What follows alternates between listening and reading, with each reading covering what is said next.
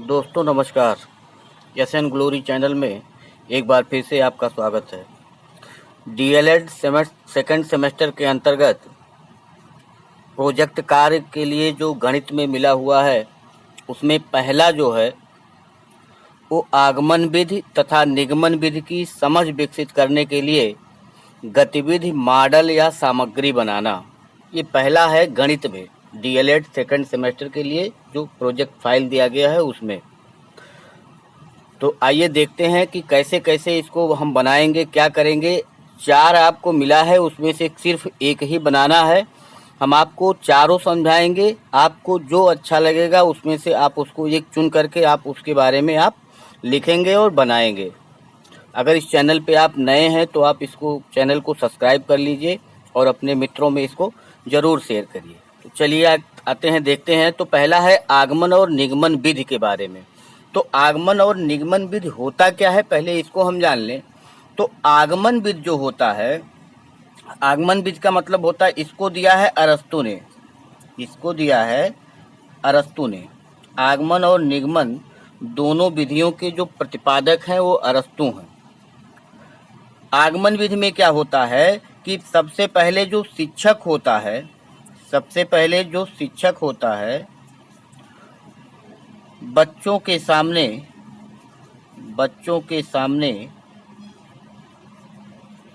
एक ही प्रकार के कई उदाहरण रखता है और तर्कपूर्ण ढंग से छात्र और शिक्षक विचार विमर्श करते हुए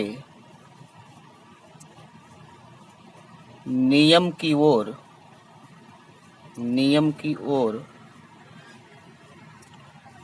बढ़ते हैं। तो आगमन विधि है क्या? आगमन विधि ये है कि सबसे पहले बहुत सारे उदाहरण, एक ही प्रकार के बहुत सारे उदाहरण एक अध्यापक के द्वारा बच्चों के सामने रखे जाते हैं और उन उदाहरणों पर तर्कपूर्ण ढंग से वो विचार करते हैं, सोचते हैं। यानी अध्यापक और छात्र दोनों मिल करके उस पर विचार करते हैं और विचार करने के बाद वह एक नियम की तरफ बढ़ जाते हैं और एक सामान्य सा नियम प्रतिपादित करते हैं। तो आगमन विधि का मतलब पहले उदाहरण दिए जाएंगे और उसके बाद फिर नियम प्रतिपादित किए जाएंगे। तो इसमें कुछ शिक्षण सूत्रों का पालन किया जाता है। तो शिक्षण सूत्रों का जो पालन किया जाता है वो कौन कौन से सूत्र हैं, यह जानने से पहले हम आइए जानते हैं कि जब एक शिक्षक बच्चों के सामने बहुत सारे एक ही प्रकार के उदाहरण रखता है तो चूंकि वो जो उदाहरण होते हैं, जो उदाहरण उस शिक्षक द्वारा दिया जाएगा वह बच्चों के परिवेश से संबंधित उदाहरण होंगे। बच्चों के परिवेश से संबंधित उदाहरण होंगे। तो जब बच्चों के परिवेश से संबंधित उदाहरण होंगे तो वह उन बच्चों को अच्छी भली भांति समझ में आएगा और जब उनको भली भांति समझ में आएगा तो वो और सक्रियता दिखाएंगे। तो एक शिक्षक जो उदाहरण प्रस्तुत करता है और एक बच्चा, एक छात्र या सब जो उस क्लास के छात्र हैं उन उदाहरणों को सुनते हैं। तो जब उन उदाहरणों को वो सुनेंगे तो निश्चित रूप से जब उनको समझ में आएगा तो उसमें वो सक्रियता बढ़ाएंगे और सक्रियता जब बढ़ाएंगे तो यहाँ पे होता क्या है कि शिक्षक और छात्र दोनों सक्रिय होते हैं, यानी दोनों कुछ ना कुछ कार्य करते हैं। अब आगमन विधि जो कुछ शिक्षण सूत्रों का पालन करता है वो कौन कौन से शिक्षण सूत्र हैं, आइए उसके बारे में देखते हैं। तो सबसे पहला शिक्षण सूत्र जो है हम कह सकते हैं कि विशेष उदाहरण से सामान्य नियम की ओर, विशेष उदाहरण से सामान्य नियम की ओर। विशेष उदाहरण का मतलब जब उदाहरण दिया जाता है तो पर्टिकुलर किसी के बारे में उदाहरण दिया जाता है, और जब कई उदाहरण एक ही तरीके के दिए गए और उससे जो निष्कर्ष निकाला या जो नियम प्रतिपादित किया गया वो सब पे एक साथ लागू होगा, तो इसीलिए इसको विशेष उदाहरण से और सामान्य नियम की ओर कहते हैं। फिर कह सकते हैं कि विशेष से सामान्य की ओर, उदाहरण किसी विशिष्ट के बारे में दिया जाएगा और फिर सामान्य की ओर हम आगे बढ़ जाते हैं जब नियम प्रतिपादित होता है। फिर कह सकते हैं स्थूल से सूक्ष्म की ओर, स्थूल से सूक्ष्म की ओर, और फिर कह सकते हैं कि सरल से कठिन की ओर। अब इसमें जो ये शिक्षण सूत्र लिखे गए, जो भी शिक्षण सूत्र है, या हम कह सकते हैं कि पूर्ण से अंश की ओर। अब इसमें आप देखेंगे कि विशेष उदाहरण से सामान्य नियम की ओर, यानी कि पहले विशेष उदाहरण रखे जाते हैं और बाद में उसी उदाहरणों के आधार पर ही कोई नियम प्रतिपादित कर दिया जाता है। फिर विशेष से सामान्य की ओर वही बात हो गई। और तीसरा है स्थूल से सूक्ष्म की ओर। स्थूल का मतलब जो मूर्त रूप होता है, तो बच्चों के सामने जब हम किसी ऐसे विशिष्ट बात को रखते हैं, ऐसे विशिष्ट उदाहरण को रखते हैं जो उसके परिवेश से संबंधित है, तो बच्चा कहीं ना कहीं उसको मूर्त रूप में समझने का प्रयास करता है, मूर्त रूप में समझता है, और धीरे धीरे करके उदाहरणों के द्वारा हम उसको एक नियम प्रतिपादित करके दे देते हैं, और वह सूक्ष्म नियम जो है वो सूक्ष्म है। केवल अगर सूक्ष्म नियम बताया जाए तो वह बच्चा नहीं समझ पाएगा जब तक उसको उदाहरणों के माध्यम से ना समझाया जाए। और जब हम उस बच्चे के परिवेश से संबंधित उदाहरण देते हैं तो बच्चा उसको जल्दी समझ पाता है, यानी कि वो सरल होता है।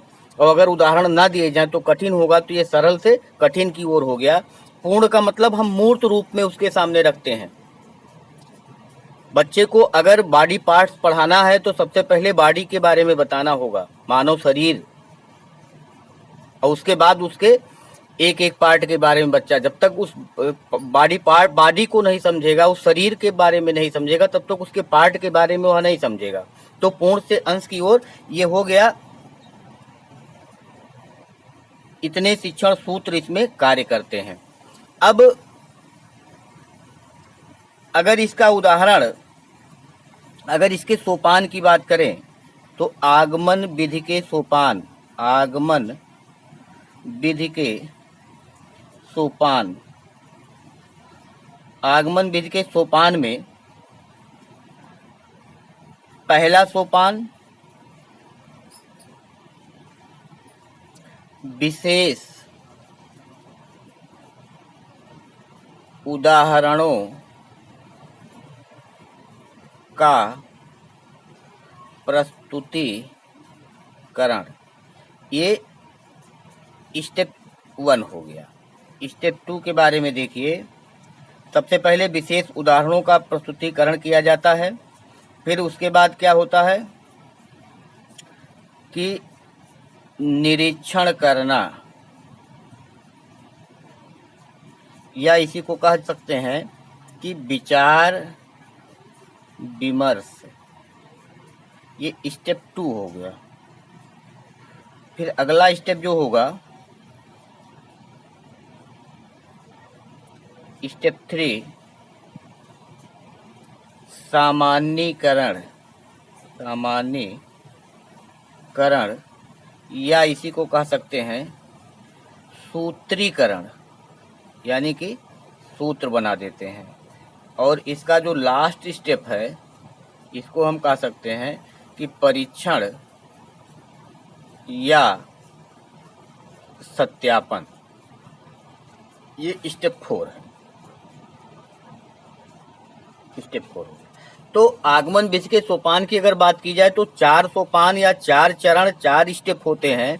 पहले स्टेप में उदाहरणों की प्रस्तुति की जाती है। दूसरे स्टेप में निरीक्षण या विचार विमर्श, जिसमें शिक्षक और छात्र मिलकर के विचार विमर्श करते हैं। तीसरा उसका सामान्यीकरण कर दिया जाता है। और चौथा, अब जो सामान्यीकरण या सूत्रीकरण हुआ, जो सूत्र आया उसका परीक्षण करके उसको सत्यापित कर दिया जाता है। ये 4 चरण इसके होते हैं। अब अगर इसके उदाहरण की बात करें तो जैसे मान लीजिए हम बच्चे को सिखा रहे हैं गुणा करना।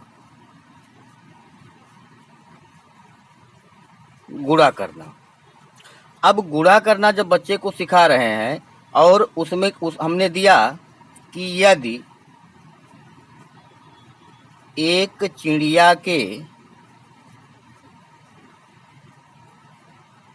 2 पैर हैं तो 10 चिड़ियों के कुल कितने पैर होंगे। ये गुणा करना हम सिखा रहे हैं बच्चे को। तो गुणा करना जब हम सिखा रहे हैं बच्चे को, अगर हम आगमन विधि का प्रयोग करेंगे तो बच्चे को हम बताएंगे कि जब हम किसी चीज को बार बार जोड़ते हैं और उतने बार का अगर हम उसमें गुणा कर दें तो बात दोनों की बराबर होती है। जैसे हम कहें कि अगर एक चिड़िया के 2 पैर हैं तो 2 का मतलब कि हमने कहा कि 2 बराबर 2 एक बार है तो ये बराबर 2 हो गया। अगर ये होता 2 धन 2 तो 2 2 बार है तो 2 गुणे 2 हो जाता, यानी ये 4 हो जाता। यदि ये 2 धन 2 धन 2 3 बार होता तो हम यहाँ कह देते 2 3 बार है, 2 गुणे 3 बराबर ये 6 हो जाता। अगर 2 4 बार होता तो हम कहते 2 4 बार है और ये आ जाता 8। अगर हम कहते कि 2 5 बार है तो यहाँ कह सकते थे कि 2 गुणे 5 बराबर 10। अगर 2 6 बार है तो हम कह सकते थे कि 2 गुणे 6 बराबर 12। अगर 2 7 बार है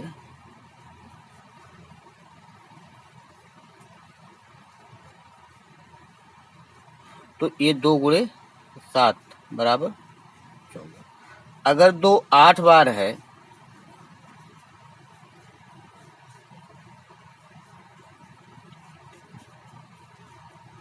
तो 2 गुणे 8 हो जाएगा 16। अगर 2 9 बार है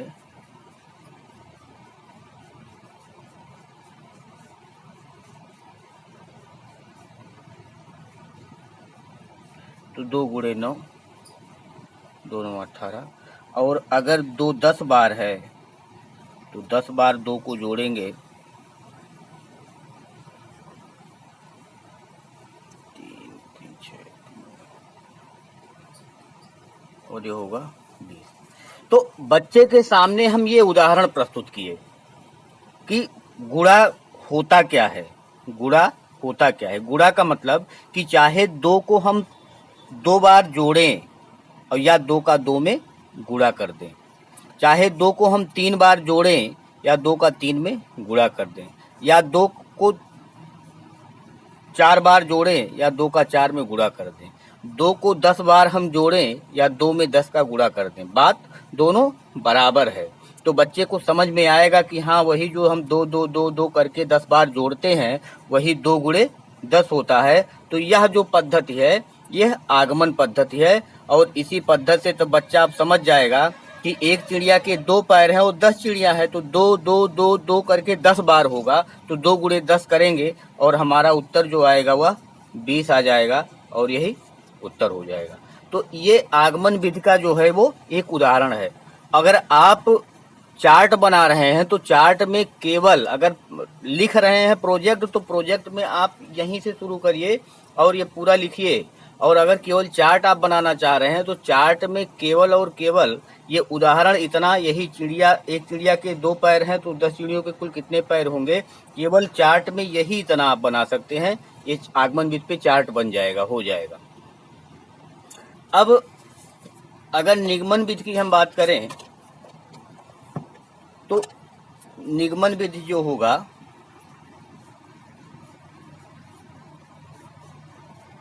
निगमन विधि इसी का जस्ट अपोजिट होता है। शिक्षक जो होगा बच्चों के सामने सबसे पहले नियम बताता है या सूत्र रखता है, उसके बाद प्रश्नों का हल करवाता है, उसके बाद प्रश्नों का हल करवाता है। तो निगमन विधि में जस्ट उसका उल्टा होगा कि पहले शिक्षक बच्चों के सामने नियम बताएगा और उसके बाद प्रश्नों का हल करवाता है। अर्थात निगमन विधि में नियम से उदाहरण की ओर चलते हैं, नियम से उदाहरण की ओर चलते हैं। अगर इसमें बात किया जाए कि कौन कौन से शिक्षण सूत्र इसमें कार्य करते हैं, तो सबसे पहला सूत्र ये होगा कि यह नियम से उदाहरण की ओर, नियम से उदाहरण की ओर। फिर कह सकते हैं कि सामान्य से विशिष्ट की ओर, सामान्य से विशिष्ट की ओर, और सूक्ष्म से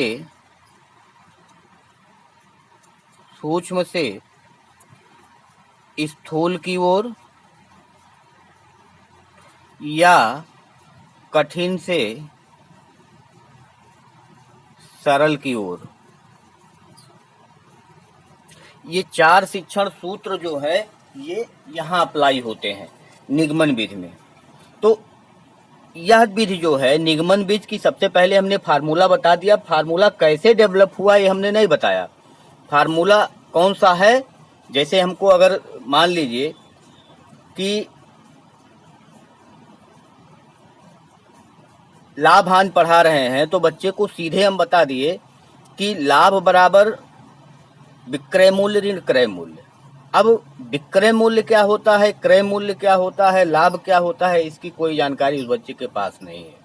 जब बच्चों के सामने पहले हम उदाहरण प्रस्तुत करते तो एकदम उसको समझाते कि लाभ क्या है, हानि क्या है, क्रय मूल्य क्या है, विक्रय मूल्य क्या है, अंकित मूल्य क्या है, तो ये सारी चीजें बच्चे को अच्छे से समझ में आती।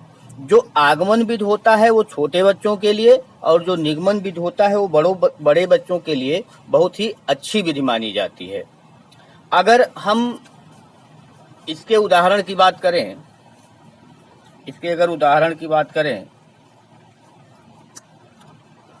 तो हम कह सकते हैं कि लाभ बराबर विक्रय मूल्य ऋण क्रय मूल्य। लाभ बराबर विक्रय मूल्य ऋण क्रय मूल्य। अब यहाँ एक प्रश्न दे दिया जाएगा कि एक वस्तु को एक दुकानदार 500 रुपये में खरीदता है और उसको 600 रुपये में बेचता है, तो लाभ बताइए, उसका प्रॉफिट क्या होगा ये बताइए। तो यहाँ तुरंत बच्चा लिखेगा कि लाभ बराबर विक्रय मूल्य का मतलब 600 और क्रय मूल्य का मतलब 500 और बराबर 100 रुपया, ये उसका आंसर आ जाएगा और यही इसका उत्तर हो जाएगा। तो आगमन विधि और निगमन विधि में अगर आप बनाना चाहते हैं प्रोजेक्ट फाइल तो उसमें आपको शुरू से आपको यहाँ से लिखना होगा। लेकिन अगर आप चार्ट बनाना चाहते हैं तो केवल और केवल ये जहाँ पे आपको उदाहरण दिया गया, केवल ये उदाहरण आप उस चार्ट में बना लीजिए, और केवल यहाँ जो उदाहरण दिया गया ये उदाहरण, कि हमने सबसे पहले बच्चे को फार्मूला बताया और फार्मूले के बाद एक क्वेश्चन आप देंगे और क्वेश्चन उसी फार्मूले पे बच्चा सॉल्व कर देगा, यही चार्ट में इतना दर्शा दिया जाएगा। तो ये आगमन और निगमन बीज पे चार्ट हो जाएगा। और अगर आप प्रोजेक्ट बनाना चाहते हैं तो आगमन बीज पे पूरा लिखिए। आगमन बीज के कुछ गुण भी होते हैं, जैसे आगमन बीज जो होता है वो मनोवैज्ञानिक होता है, बालक उसमें रुचि लेते हैं, इसमें तर्क शक्ति, चिंतन शक्ति आदि क्षमता का विकास होता है। अन्वेषण क्षमता, बच्चे खोज करके निकालते हैं कुछ, तो अन्वेषण क्षमता का भी विकास होता है। तो इस टाइप से उसके जो गुण हैं, जो दोष हैं, जो उसकी विशेषताएं हैं, ये सब कुछ आगमन विधि में लिखने के बाद आप एक उदाहरण प्रस्तुत करके इसको आप लिख देंगे। और जब निगमन विधि आप बनाएंगे तो निगमन विधि में आप निगमन विधि के बारे में कि निगमन विधि है क्या, इसमें कौन कौन से शिक्षण सूत्र होते हैं, इसमें कौन कौन से गुण होते हैं। अगर गुण की बात हम करें कि कौन कौन से गुण होते हैं निगमन विधि में, तो इसका जो प्रयोग होता है उसमें समय और परिश्रम की मितव्ययता, क्योंकि हमने क्या किया, बच्चे को ये फार्मूला रटा दिया, बच्चे को हमने ये फार्मूला रटा दिया और केवल हमने बोला कि एक वस्तु 600 रुपये में 500 रुपये में खरीदी गई, 600 में बेची गई, लाभ बताओ। बच्चा तुरंत फार्मूले पे रखा और उसको निकाल दिया। तो इसमें हुआ क्या कि समय की भी बचत हुई और श्रम की भी बचत हुई। तो निगमन विधि का जो गुण है वो समय और श्रम की दोनों की बचत होती है। उसके बाद हम कह सकते हैं कि यह सुविधाजनक होता है। सुविधाजनक क्यों है? क्योंकि शिक्षक को इसको बताने में आसानी होती है। लेकिन दोष भी इसमें है कि यह मनोवैज्ञानिक विधि नहीं है, बच्चे इसको अच्छे से समझ नहीं पाते हैं, इसलिए यह एक मनोवैज्ञानिक विधि नहीं है। तो कहने का मतलब हमारा है, अगर आप आगमन और निगमन विधि पे बनाना चाह रहे हैं तो आगमन विधि के बारे में, आगमन विधि है क्या, उसकी एक आध परिभाषा आप लिख देंगे, उसमें कौन कौन से शिक्षण सूत्र लगते हैं इसको आप लिख देंगे, आगमन विधि के सोपान को लिख देंगे, आगमन विधि के उदाहरण को, जैसे हमने आपको समझाया तो आगमन विधि के उदाहरण को आप लिख देंगे। फिर निगमन विधि क्या है इसको आप लिख देंगे, निगमन विधि में कौन कौन से शिक्षण सूत्र होते हैं इसको आप लिख देंगे और उसके बाद इस पे आप उदाहरण दे देंगे और इसके गुण और दोष के बारे में बता देंगे। ये आपका एक प्रोजेक्ट तैयार हो जाएगा। तो दूसरा प्रोजेक्ट जो आपका है कि प्राकृतिक पूर्ण पूर्णांक तथा परिमेय संख्याओं की अवधारणाओं को स्पष्ट करने हेतु सामग्री बनाना, तो उसके बारे में हम तुरंत दूसरे वीडियो में दे रहे हैं आपको कि उसको कैसे करेंगे। यानी चारों टॉपिक हम 4 वीडियो में आपको अलग अलग देंगे और आज ही हम चारों टॉपिक दे रहे हैं। जिसको जो टॉपिक अच्छा लगेगा उस टॉपिक पे वह अपना कार्य करेगा, अपना प्रोजेक्ट या चार्ट या मॉडल जो भी डिजाइन बनाना होगा वो अपना बनाएगा। धन्यवाद, नमस्कार।